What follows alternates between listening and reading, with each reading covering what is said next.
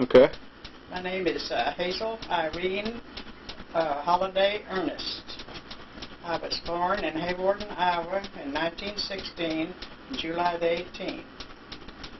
My maiden name is Holiday. I graduated from the Wewoka High School in 1934. I married shortly after that to my husband, Stuart Earnest, and he was May the 18th, 1916. We were just 2 months apart. But I was born in a parsonage, and my mother worked in that parsonage for the doctor there, the pastor there.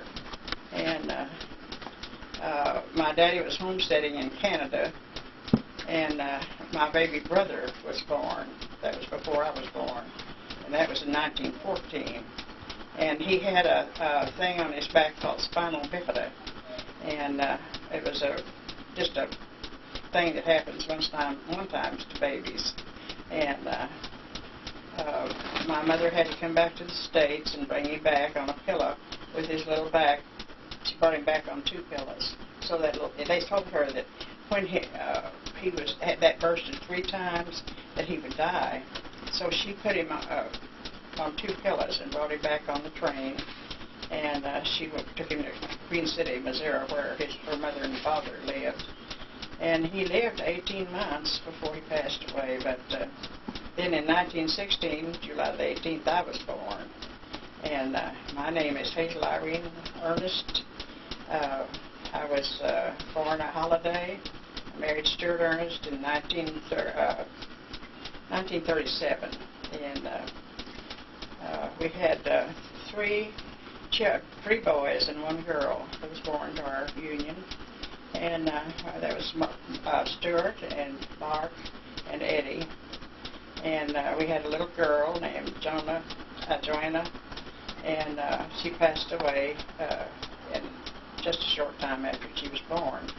And we lived in Mustang I started school in Mustang, Oklahoma. And then my dad just got a job at the city, and we moved to Wewoka. And then I grew up there and graduated from high school. And then married Stuart, had 3 or 4 children. And I don't know what else to say. I had 4 children, and I had a boy. I waited 9 years and had another boy. Waited 4 years and had another boy. And then I waited 9 years and had a little girl, but she was stillborn, so I didn't get to bring her home. And but we moved up from Wewoka up to Oklahoma City in 1951. Mark was 6 weeks old, and we settled out here in this house. Stuart had come before us, and he worked in the oil fields. He bought this house for us and said, get in the car and get Grandma and the dogs and the boys and get to Oklahoma City. I just bought a home. So we moved up here then in 1951. And we have been here for 47 years.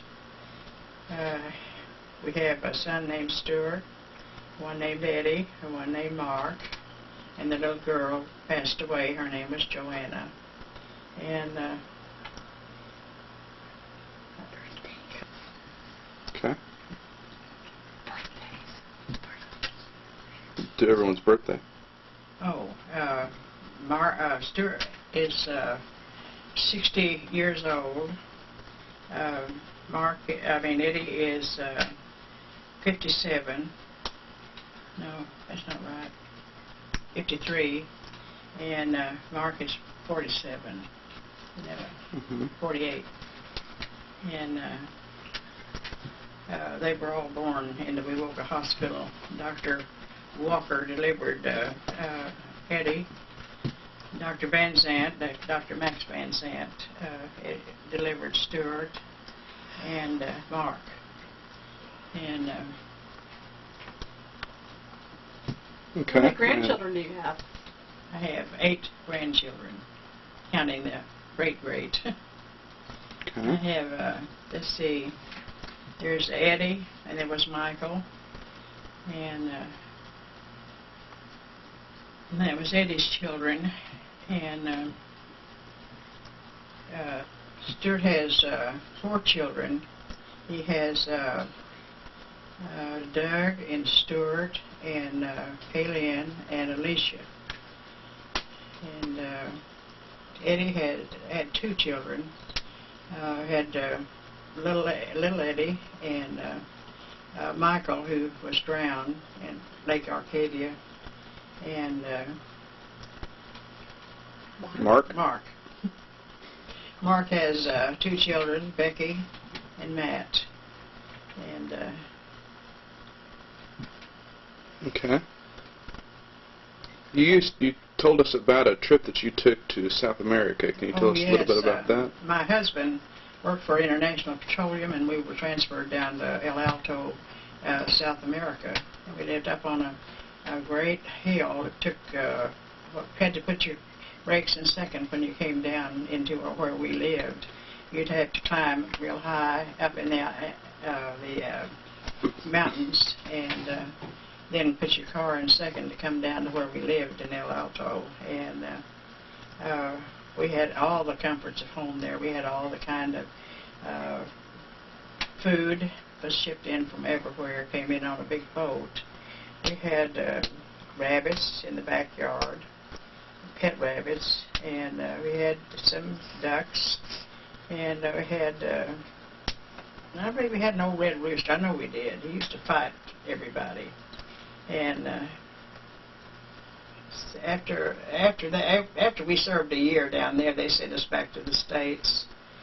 And we came in, and my mother and my Aunt Grace met me at the airport, and with our car, and I got to drive my car for a change back home. And we hadn't sold our house because everybody else that went down to South America for 5 years like we did sold their homes, but we didn't. We left Mama and Aunt Grace here, and so we had a home to come back to where they didn't. It was really bad because we got to come home too soon, you know. My mother wrote to me and told me we had an amusement park just in about 1.5 miles from our house, and she was talking about all the fine things that was in it, and what an interesting place it was. And we couldn't hardly wait to get home to go out to the frontier city. And tell us about the schools that the kids went to. Oh, down in South America? Mm-hmm. Oh, yeah. The boys had a car come after them. It was a big old black sedan, brand new one, and had red interior. And they picked up the boys at 6 o'clock in the morning, and they stayed at school. They ate in the cantina, and they brought home. Then they had a chauffeur, and he brought them home. He picked them up every morning and brought them home. And we were always having plays and things, and we all got to act on the stage. And there in El Alto, we got the parts. We took parts, you know, and had regular plays, and people came and paid to see them. And then all of a sudden, we got a picture show, and everybody was thrilled to death to get a picture show. And we had a lot of late pictures, and I got to meet the old man of the sea that played Old Man of the Sea. Ernest Hemingway? Ernest Hemingway, and I got to see him and got to talk to him. And then there was a Zeldin, a girl that won Miss Universe, and she came down through there, and they invited me to come to the club and meet her, and I got to meet her, and that was a big thrill. And I didn't tell you, but all the way to the clubhouse, they had those big old fish that has the long snout on them, you know. They're not swordfish. What are they? Salmon? No, okay, they're big fish, great tunas. Tunas, and there's another one that has a point on there. Swordfish? But I don't care. We had, I don't know, but we had, one side was those tails of those. Marlin? I guess it was blue marlin, I think it was. And on the other side was just real picturesque fence. And boy, I really enjoyed living down there. The weather is always the same. There's no rain. What moisture that they get, it comes in from the sea, and it blows across the land, and it keeps the grasses all green. And But mostly, if it wasn't for that, it'd be an arid state, very dry. It's a kind of a desert country, and but they're drilling wells all the time. And they put in a new foundry down on the edge of the ocean, and they changed seawater into fresh water and piped it up to the house, and it was delicious water. And they can do that now, and now everybody in El Alto has fresh water all the time. And it was just an experience that everybody ought to have. And we got to go up in the mountains to see a mansion that an old man had built for his wife. And by the time he got back to the States to get her, she had died. And he was so sad that he just closed it up and left it like that. And it was beautiful, big old house, a big rambling place. And that was really something. I really enjoyed living there, and I got to do a lot of things. I got to play bridge. I learned how to swim. We had a heated pool, and we could swim all the time if we wanted to. And it was just a glorious place to live. It's a wonderful place, and everybody that came there was so thrilled to be there. You know, it was just ideal climate all the time. And we used to watch the big old boats come into the harbor, and they had a walkway out quite a ways into the ocean that you could come where we were, but you had to get in an elevator. They put you in an elevator and they swung you around and put you on the bridge, and that's the way we went to town or whatever we did. And we got to go to Lima several times. Lima's a beautiful country. Oh boy, it's beautiful down there. And of course, there's colleges down there, you know, and it's really fancy. And we got to go down there, and it was just I got to go a little bit to Italy, just a little bit, and but that wasn't very much. I didn't get to see much. But of course, that's the tale, you know, that comes out. And I got to go there, and then we went to a lot of small islands. And oh gosh, it was an old country girl like myself, and never been anywhere, you know, and go down there and see things like that was almost like a dream. It just was really something else. And what about the time Eddie thought that the Japanese were attacking? Oh, Eddie had gone down to the edge of the sea, and there was a big old ship came in that had a bunch of Japanese people on it, and at that time we'd been having trouble with Japan, and he thought that they'd come to take over our home and everything. And he came up there and he said, "Mama, are they going to take my dogs? Are they going to take the dog and the cat?" And I said, "No, they're not going to do that." But we had homemade furniture, beautiful furniture. Who is that? Oh, there's my son. Hi, sweetheart. Yes, come and sit down. Furniture that we had was made over Agritas, and it was all handmade and hand-tooled. And we had a coffee table. I brought the coffee table back with me. It's now down at one of my son's wives. So I don't have it anymore, but we did bring the table back, and it was leather on top and scrolled, and I can't remember what. Yeah. Okay. Tell us about the ride back from South America. Oh, I was in a terrible storm, and I was scared to death. We were right on the wing, and I was afraid that the wings were going to come off the plane, but we made it safely into San Francisco, and. Okay.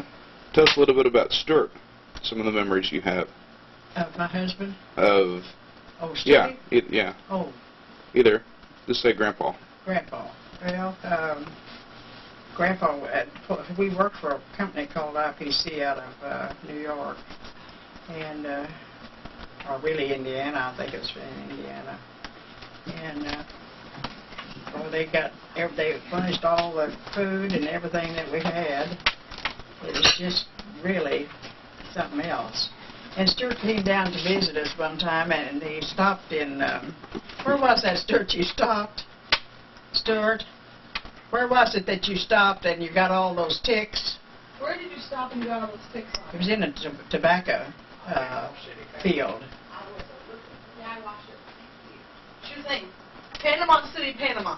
Panama City, Panama, and he got out and they went through the tobacco farm, and he got a bunch of ticks on him. He came in my house and he said, "Mother, my legs are itching off." And I looked at him and he was loaded with ticks. Loaded. It took us a half a day, I think, to pull them off, didn't it, Stuart?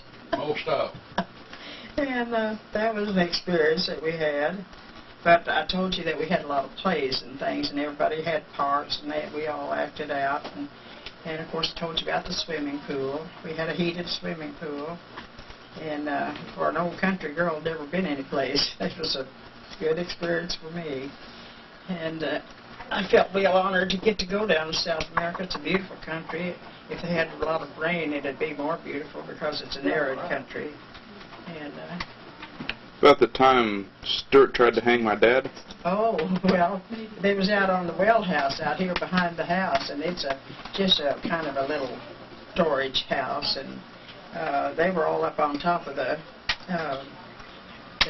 well house, and they decided they was going to hang Mark. And they put an old rope around his neck and pushed him off, and the rope broke. And, oh, their daddy liked to skin him alive. They always teamed up together to get even with anybody they didn't like. They wanted to whip Jimmy, little kid that his mother worked over at the school, and they were going to whip him. But I think they kind of got the best of that deal. I think he beat the tar out of them. But How about something about Eddie? Big Eddie. Some memories? oh yeah, Stuart's brother, Big Eddie. We were going to, I believe we was going to Kansas to visit our holidays up there. And we had a big old crate of eggs with us. And they was in the seat beside Stuart. And we hit no, we turned over. And all of those eggs went on Stuart and my daddy. Every one of them. You talk about mess. Oh, it was a terrible mess. We've had a lot of experiences with funny things that happened. About the time he tried to jump up. I came in here one time. Stuart was sick, and he was taking medicine, and I came in here to get his pill. I got a glass of water, opened the pill jar, took the pill, drank the water, went back in and sat down, and he said, "Where's my pills? Where's my pill I'm supposed to take?" I said, "I took it," and he said, "I hope to gosh it sure helps you. It's not helping me." Oh, that was something I never lived down to. But, oh, we've had so many things happen out here. I don't know what next. We strung lights out there, and we all had a lot of family picnics and company picnics. And we used to have the double-car garage down underneath the house, and we would decorate it and have streamers all running over at different holidays. And all of Stuart's bosses would come out, and we'd all have a big old pot of stew cooking. And a lot of people came to one outing that we had, and everybody had to bring a vegetable. I furnished the meat, and everybody else furnished the tomatoes and all the vegetables. And oh, you talk about something good. That's the best soup you ever tasted. Well, somebody broke their bowl, and it went down at the bottom of the pan, but nobody paid any attention to that. They just went ahead and ate the soup anyway. But that was a grand thing that we had here. That was a bunch of people that worked for IPC. And How about the time Eddie jumped out of the window? oh, Stuart Eugene and Eddie was fighting about something, and Stuart was after him, and boy, he ran and locked the door to the bathroom and opened the window over the bathtub and jumped out the window. And that really got Stuart. But anyway, he made it. He was little, and he could get through that window. How about the paint incident? Oh, we were, let's see, I believe Stuart Eugene was painting the top of the house green. We have part panel and part wood, and so he was up there painting the green paint, and Eddie was supposed to be holding the ladder. Well, Eddie turned loose of the ladder, and down Stuart came, and the paint landed on Eddie. He had paint everywhere. And we had to call the doctor, and he said, well, you've got some paint thinner, haven't you? And I said, yeah. He said, that's what you'll have to use. So we did, boy. We blistered him good, but we got the paint off. And I don't know. How about something about your mother? Oh, my mama. Let's see.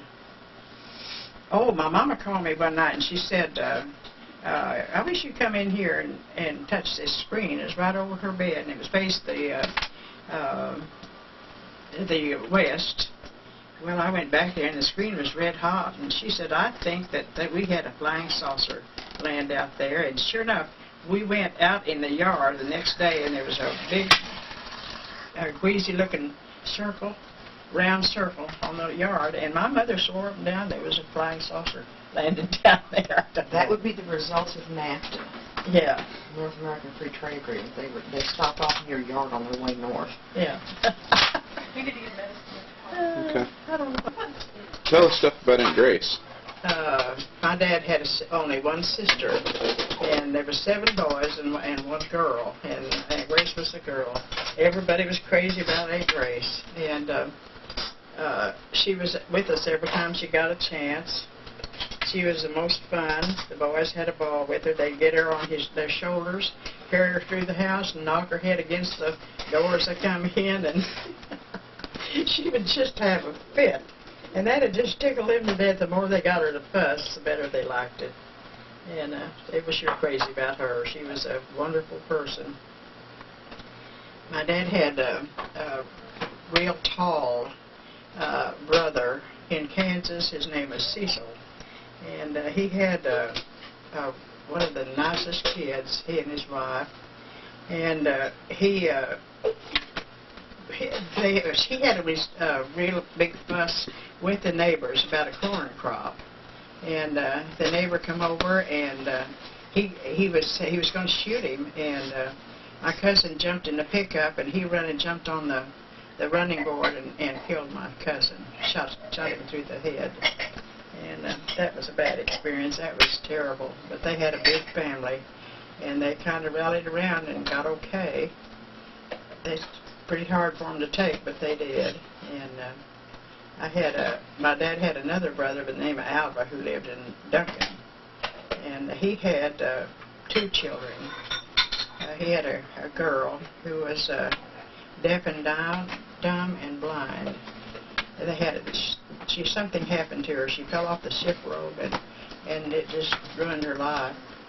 And they raised her, though, and as far as I know, she may still be alive in a home up in Enid, but I don't know that for sure. But How about some of the ghost stories about this house? We've heard people going up and down the steps. We've heard them walk I've heard them in the ceiling, and I couldn't figure out what it was, but you can see in our closet, you can go up in the ceiling, and there's a room up there. It has a window, and what all does it have, Stuart? I can't remember that. Stuart? He's in the living room. Oh. How about Dad downstairs when he was playing his records? Oh, somebody come and stood in the window, and he said it was a little bitty man, and we got out and got to looking, and the next day we found out it was a goat that was looking at him through the window. Scared him to death.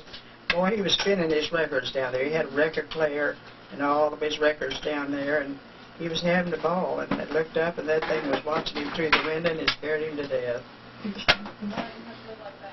But we've had a lot of fun. We've had lots of accidents. We've had a lot of lots and lots of parties. Thank you. We had lots and lots of parties out here. We've had as high as 200 people here at one time. Stew parties. Yes, stew parties. We did 4th of July celebrations. Yeah, we had the 4th of July celebrations, and we had everything, because Stuart brought all of his work crew home with him, and we had a big stew party, and we did a lot of wonderful things out here. Had a good school.